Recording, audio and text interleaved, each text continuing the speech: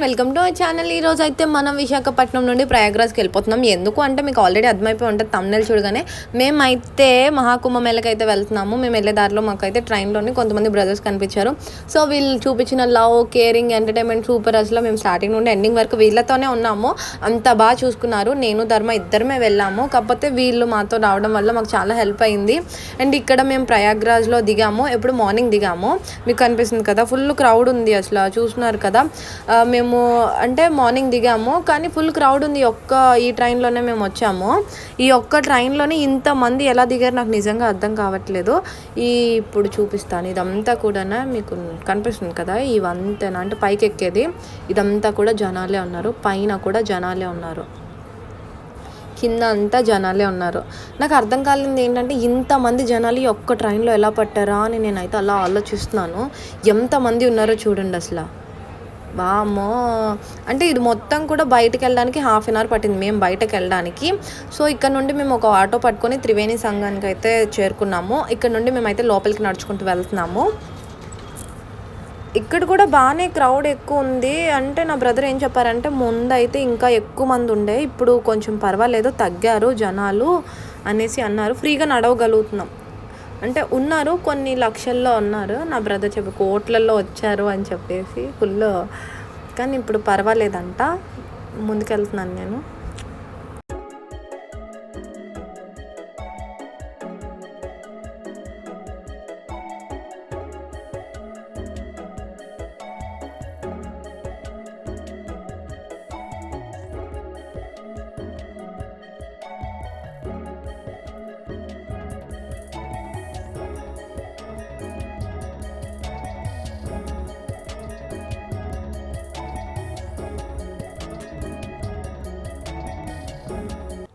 మనము త్రివేణి సంఘానికి వెళ్ళడానికి ఇక్కడ మనం ఒక బోట్ అయితే తీసుకున్నాము. అంటే ఎగ్జాక్ట్గా 3 నదులు కలిసే దగ్గర అతను తీసుకొని వెళ్తామని చెప్పారు. అంటే ఇక్కడ ఒకవైపు గంగా, ఇంకోవైపు ఇంకో నది అలా ఉంటుంది. కాకపోతే ఇతను బోట్లో మనకి తీసుకొని వెళ్ళి 3 నదులు కలిసే ప్లేస్లోకి తీసుకొని వెళ్తామని చెప్పారు. పర్ హెడ్ 1000 రూపీస్ అడిగారు. యాక్చువల్లీ అయితే 1500, 2000 అలా అడుగుతున్నారు. కాకపోతే మేము ఎక్కువ మంది ఉన్నాం కదా అని చెప్పేసి ఒక్కొక్కరికి 1000 అడిగారు. చెప్పాను కదా, నా బ్రదర్స్ వీళ్ళందరితో కలిసి మేమైతే ఇంకా వెళ్తున్నాము. అక్కడ మనం సేఫ్టీ జాకెట్స్ కూడా వేసుకోవాలి కంపల్సరీ. వాళ్ళు నన్ను వేసుకోమంటే నేను వాళ్ళకి అప్పటి వరకు పిచ్చెక్కిస్తాను. వేసుకొని నాకు స్విమ్మింగ్ వచ్చి నేను వేసుకోను అని చెప్పి. సో ఇక్కడ మీరైతే ఇటువైపు అయితే చాలా తక్కువ ఉంది క్రౌడ్. కానీ నేను మీకు చూపిస్తాను, కొంచెం షిప్ పడవ ముందుకు వెళ్ళగానే మీకు చూపిస్తాను. మేమైతే ఎక్కుతున్నాము.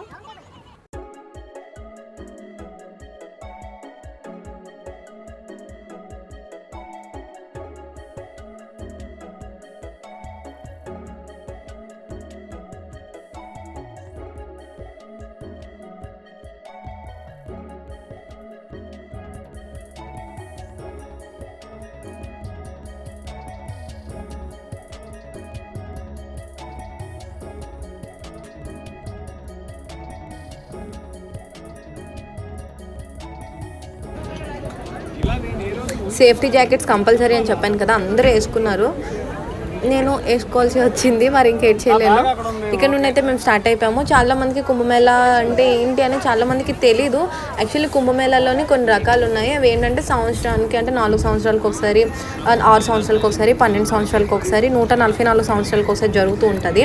సో సాధారణ కుంభమేళ అని అంటారు. అర్ధ కుంభమేళ అంటే 6 సంవత్సరాలకు ఒకసారి జరుగుతుంది. పూర్ణ కుంభమేళ అంటే 12 సంవత్సరాలకు ఒకసారి జరుగుతుంది. 144 సంవత్సరాలకి మహాకుంభమేళ అనేది జరుగుతుంది. ఇప్పుడు మనం మహాకుంభమేళలో ఉన్నాము. దీని యొక్క హిస్టరీ చాలామందికి తెలిసే ఉంటుంది. తెలియని వాళ్ళకి ఏంటంటే నేను సపరేట్గా దీనికోసం అని చెప్పేసి ఇంకో వీడియో చేయబోతున్నాను. సో ప్లీజ్ నా ఛానల్ని సబ్స్క్రైబ్ చేసుకొని ఆ వీడియో కావాలి అంటే మాత్రం కామెంట్ చేయండి. ఇక్కడ మనం బోట్లో వెళ్తున్నప్పుడు మనకు ఆ పక్షులన్నీ కనిపిస్తూ ఉంటాయి. పక్షులకు అసలు భయం కూడా లేదు. చూడండి, అసలు ఎగరని కూడా ఎగరట్లేదు. దానికి ఒక్కసారి ఎగిరితే అన్ని పక్షులు ఒకసారి జుమ్మని గాల్లో ఎగురుతున్నాయి. లేవంటే గమ్మునగో బాతుల్లాగా చుక్కు చుక్కు చుక్కు అని వెళ్ళిపోతున్నాయి. ఇక్కడ అంతా బాగుంది బోట్లో వెళ్ళడం.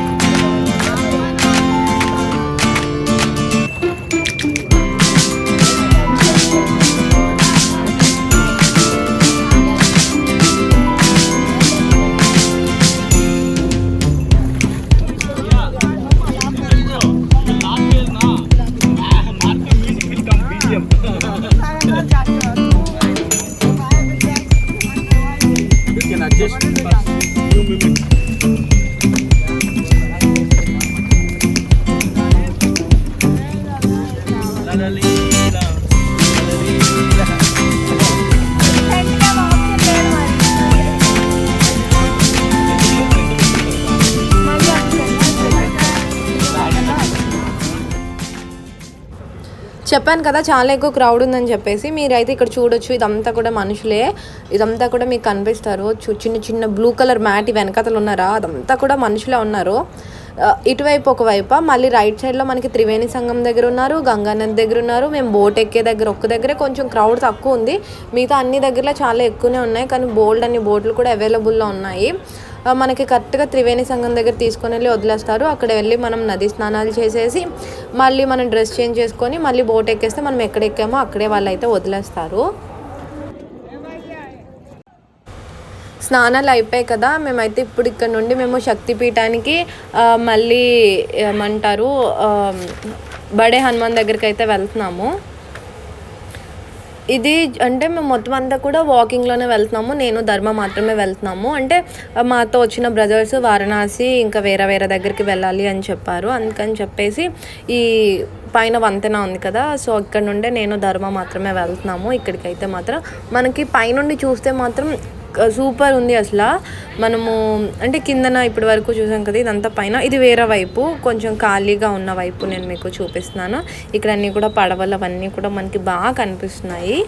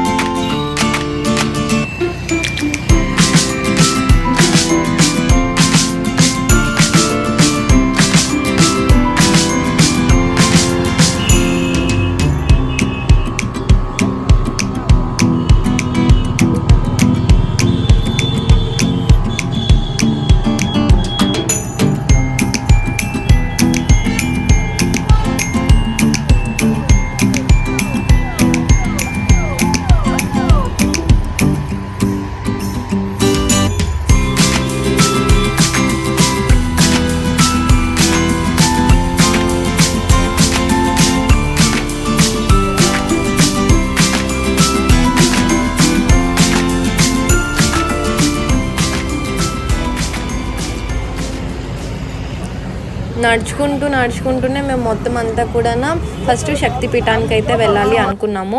ఎందుకు అంటే రిటర్న్ వచ్చేటప్పుడు హనుమాన్ టెంపుల్ దర్శనం చేసుకున్నాము. శక్తిపీఠం దూరంలో ఉంది కదా, ఫస్ట్ దాన్ని దర్శనం చేసుకుందాము అని చెప్పేసి ధర్మ చెప్పాడు. సో మనమైతే ఫస్ట్ శక్తిపీఠం దగ్గరికి అయితే వచ్చేసాము. ఏంటంటే ఇక్కడ మనకి మన వైపు ఏంటంటే ఏపీ తెలంగాణలో టెంపుల్స్ దగ్గర వీడియోస్ ఫొటోస్ అవి అలౌ చేయరు. కానీ ఇక్కడ అలా ఏం లేదు. మేము వీడియోస్ ఫొటోస్ తీసుకుంటామంటే ఓకే తీసుకోండి, కొంచెం ఖాళీ అయ్యాక తీసుకోండి, క్రౌడ్ ఎక్కువ ఉంది కదా అని చెప్పేసి అన్నారనమాట. వాళ్ళకి ఇబ్బంది అవుతుంది భక్తులకి అని చెప్పేసి అంటే సరే అని చెప్పేసి మాకు అప్పటికి టైం అయిపోతుంది. ఎందుకంటే మేము మళ్ళీ వారణాసి వెళ్ళాలి, మా టికెట్స్ బుక్ అయిపోయాయి. సో మాకైనంత వరకు మేమైతే వీడియో తీసాను, మీకైతే అది కూడా చూపిస్తాను. ఇది అనమాట లోపల శక్తిపీఠానికి లోపల ఇదంతా కూడా మీరైతే చూడొచ్చు. ఇది ఎంట్రెన్స్. ఇక్కడ మనకు అన్ని కావాల్సినవన్నీ కూడా అమ్ముతూ ఉంటారు, మనకి కావాలి అంటే కొనుక్కోవచ్చు. మీకు ఇక్కడ కనిపిస్తుంది కదా, ఇదే లోపలికి వెళ్ళడానికి లైన్. ఇక్కడ కూడా పెద్ద లైన్ ఉంది.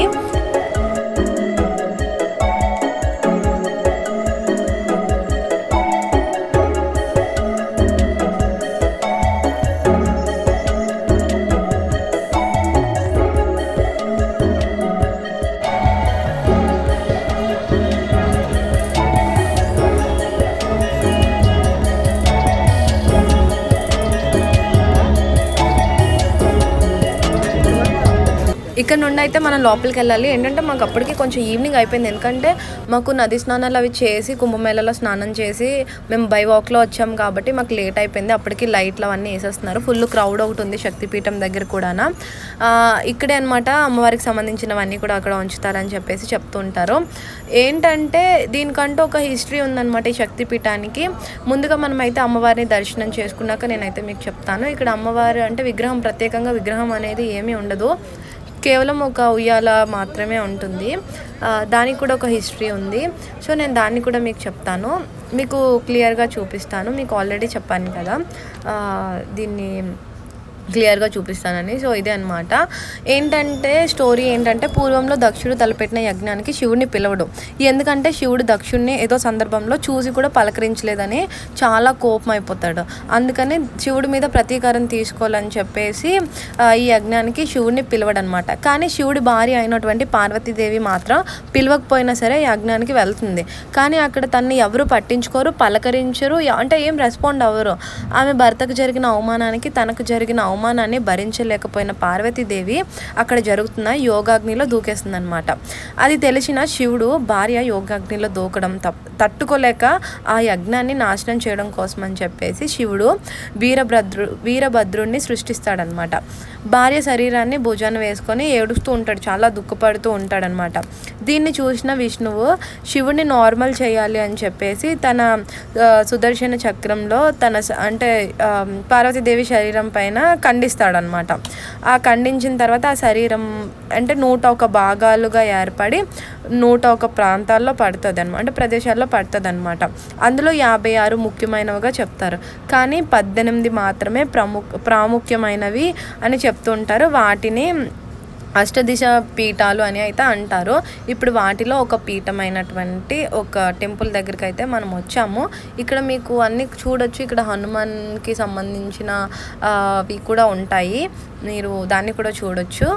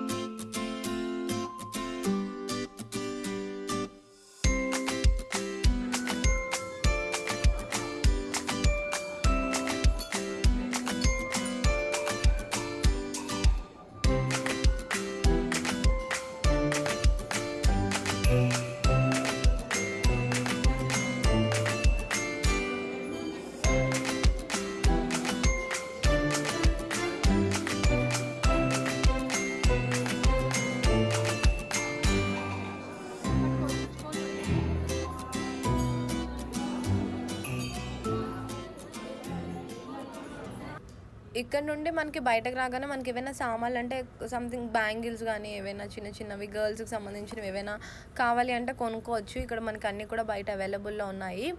ఇక్కడ నుండి అయితే మేము స్టార్ట్ అవుతున్నాము. కానీ ఈ టెంపుల్ దర్శనం చేసుకోవడం నాకు చాలా హ్యాపీగా అనిపించింది, చాలా బాగుంది కూడా. ఈ శక్తిపీఠాన్ని దర్శనం చేసుకోవడం మనకి బయట ఇలాగా శివుడివి సంబంధించిన చిన్న చిన్న లింగాలు అనేవి మనకి దర్శనం ఇస్తూ ఉంటాయి. మనము ఏంటంటే దీని చుట్టూ చూడొచ్చు. అంటే మాకు అప్పటికి టైం అయిపోతుందని నాకు అయిన కాడికి నేనైతే తీసాను. నెక్స్ట్ వీడియోలో అయితే మీకు క్లియర్గా పెడతాను. ఇక్కడ నుండి అయితే మనం నెక్స్ట్ హనుమాన్ టెంపుల్కి అయితే వెళ్తున్నాము. అది కూడా మేము బై వాక్లోనే వెళ్ళాలి. సో అందుకని చెప్పేసి ఇక్కడికైతే హనుమాన్ టెంపుల్కి వచ్చేసాము. మీకు కనిపిస్తుంది కదా, ఇదే హనుమాన్ టెంపుల్. ఇక్కడ కూడా ఫుల్ అంటే ఫుల్ క్రౌడ్, అసలు ఎంత క్రౌడ్ ఉందంటే బుర్రపాడు క్రౌడ్. అసలు కనీసం మాకు లోపలికి వెళ్ళడానికి కూడా ఛాన్స్ లేదన్నంత క్రౌడ్ అసలు. కానీ మాకేంటంటే మేము వేరే రూట్ నుండి వెళ్ళిపోయాము విఐపి దర్శనానికి. ఇక్కడే మీకు చూడొచ్చు, మాకు 15 నిమిషాల్లో ఈ దర్శనం మొత్తం అయిపోయింది. 15 అంటే 15 అంతే. లోపలికి వెళ్ళాం, దర్శనం చేసుకున్నాం, వీడియో తీసుకున్నాం, వచ్చేసాము. ఇదే హనుమాన్ టెంపుల్. దీని హిస్టరీ ఏంటంటే హనుమాన్ టెంపుల్ అనేది త్రివేణి సంగం వద్ద ఉంటుంది. మన భారతదేశంలో ప్రతి ప్రాంతంలో హనుమాన్ విగ్రహాలు ఒకే రకంగా ఉంటాయి. కానీ ఇక్కడ ఒక్క దగ్గర అంటే 1-2 దగ్గరలో మాత్రం హనుమాన్ విగ్రహాలు విభిన్న రూపంలో కనిపిస్తుంది. అందులో చెప్పుకోవాల్సినది ఈ త్రివేణి సంగం వద్ద ఉన్న బడే హనుమాన్ విగ్రహం. ఇది దీని పెరుగు అంటే పెరుగుదల అనేది చాలా విభిన్నంగా ఉంటుంది. అంటే ఎలా అంటే ఇది పడుకొని ఉంటుంది ఈ విగ్రహం అనేది. దీని 20 అడుగుల పొడవు ఉంటుంది, 8 అడుగుల వెడల్పు కలిగి ఉంటుంది.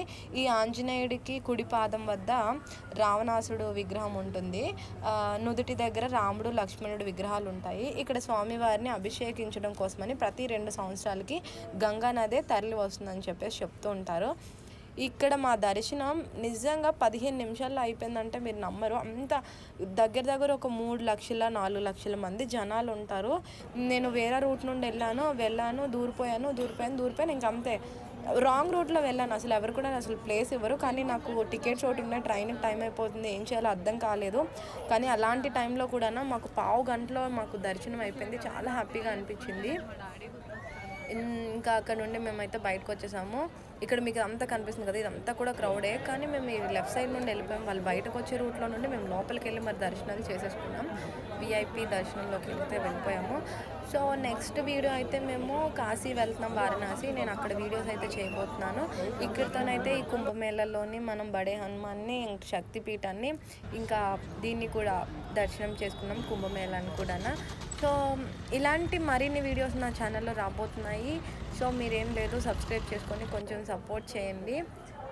మీకు నేను క్రౌడ్ చూపిస్తాను, మీరు నమ్మరు, 3 lakhs కన్నా ఎక్కువే ఉంటారు. చూపిస్తాను. వీళ్ళందరూ కూడా లోపలికి వచ్చే వాళ్ళే, చూస్తున్నారు కదా. ఇటువైపు నుండి ఎవరిని అలో చేయట్లేదు, లోపల ఉన్న వాళ్ళే బయటకు వస్తున్నారు. ఇక్కడ నుండి మేము జగన్నాథ స్వామిని దర్శనం చేసుకొని అక్కడ నుండి అయితే మేము ఇంకా స్టార్ట్ అయిపోయాము. సగం వరకు బై వాక్లో వెళ్ళి అక్కడ నుండి మేము ఒక వెహికల్ తీసుకొని అయితే మేము మా ప్రయాణాన్ని స్టార్ట్ చేసాము. ఇక్కడ నుండి రేపటికి అనుకుంటా మేము వారణాసి వెళ్తాము. సో వారణాసిలో కూడా మంచి మంచి వీడియోస్ పెడతాను. ఏం లేదు, కొంచెం మీరు సబ్స్క్రైబ్ చేసుకొని సపోర్ట్ చేయండి. Thank you for watching.